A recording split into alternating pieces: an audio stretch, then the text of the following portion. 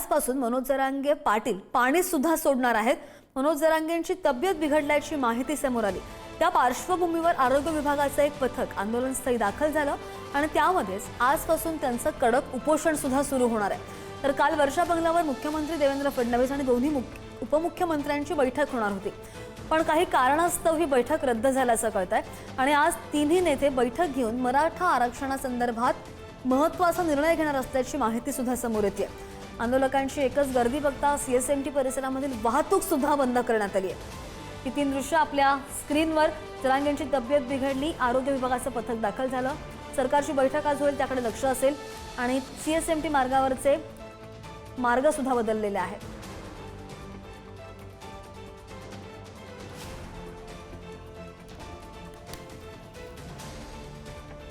आणि याच सगळ्या संदर्भात एकूणच बोलत आमचे प्रतिनिधी पंकज जळवी आपल्या सोबत आहेत। पंकज, आज चौथा दिवस उपोषणाचा, कडक आमरण उपोषणाचा इशारा जरांगेंचा आणि त्यात त्यांची प्रकृती सुद्धा बिघडल्याचं कळतंय। आता सध्या त्यांची प्रकृती कशी आहे, काय कळते? डॉक्टरांचं पथक दाखल झालंय।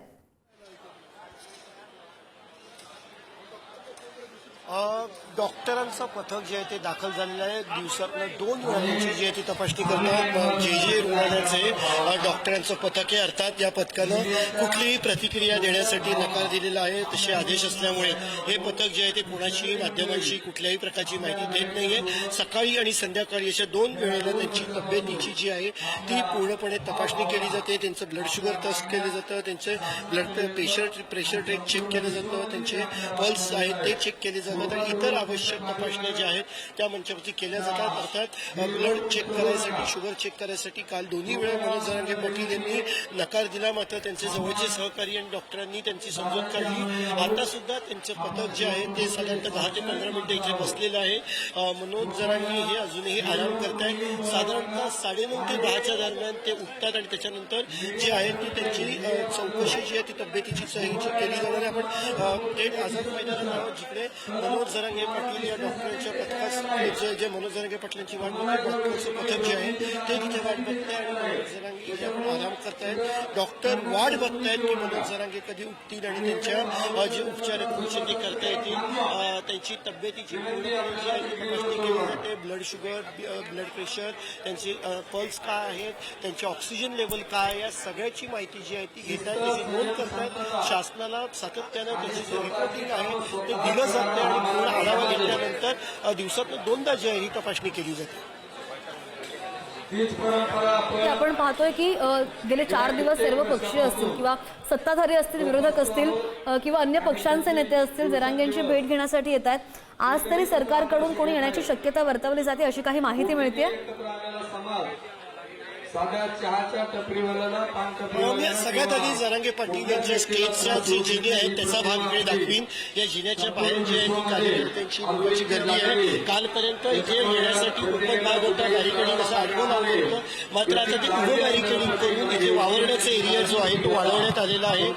कारण अनेक नेते येतात, आमदार खासदार येतात, मराठवाड्यातले अनेक सामाजिक चळवळीशी जोडलेली लोक येतात, त्यांच्यासोबत अनेक कार्यकर्ते येत असतात। मनोज जरांगे पाटील यांच्यासोबत सुरुवातीपासून असणारे अनेक काही कार्यकर्ते असतात, समर्थक असतात, त्यांचे स्वयंसेवक, यांची गर्दी जी आहे तिथे होते आणि या गर्दीला पूर्णपणे नियंत्रित करण्याचं काम जे आहे ते पोलिसांकडनं केलं। त्यामुळे बॅरिकेडिंग करून डी एरिया जो आहे तो वाढवण्यात आलेला आहे। डी एरियाचं बॅरिकेडिंग पुढच्या साईडला केलं, त्यामुळे कार्यकर्त्यांचा डी एरियामधला वावर कमी होईल, इकडच्या अडचणी वाढतील आणि खरं तर काल चिखलाचं जे आहे ते वातावरण होतं, मात्र इकडे जी आहे ती खडी टाकून पूर्णपणे त्या चिखलाच्या अडचणीवरती मार्ग काढले असं आपण म्हणू शकतो। अडचणी वाढत होत्या, स्वयंसेवक जे आहेत ते दिवस रात्र इथे मनोज जरांगे यांच्या सोबत इथे उभे आहेत। चिखल असल्यामुळे त्यांच्या पायाला त्रास होत होता, अनेक अडचणी वाढू शकल्या असतात। त्याच्यामुळे आज चौथ्या तिसऱ्या दिवशी रात्री 3 ते 3:30 वाजता सुमारास खडी इकडे टाकली आणि थोड्याशा अडचणी इकडे 24 तास स्वयंसेवक उभे आहेत त्यांच्या कमी केल्या।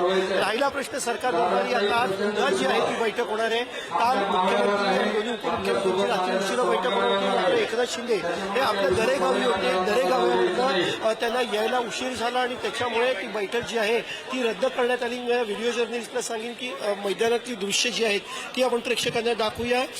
हे सगळे वाट बघतायत की सरकार दरबारी काय निर्णय होईल। आजही देवेंद्र फडणवीस यांची, राधाकृष्ण विखे पाटील, आणखीन काही अधिकारी यांच्यासोबत जी आहे